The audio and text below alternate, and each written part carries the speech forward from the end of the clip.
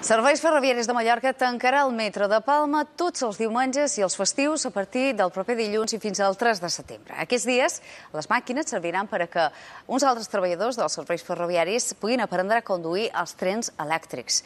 Una mesura, a més, que permetrà estalviar 20.000 euros.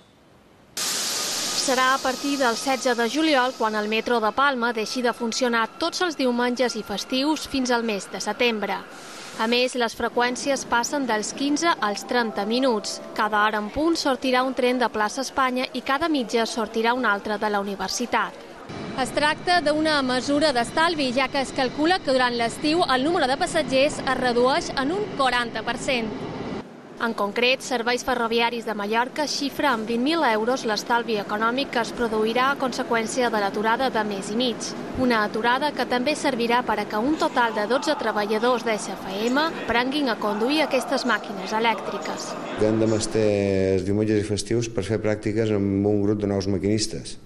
Han de fer pràctiques, estem preparant un grup de nous maquinistes per a poder atendre els servicis sense que se facin hores extres i d'aquesta manera estalviar. Segons SFM, durant els diumenges d'estiu només empren el metro 30 persones al dia.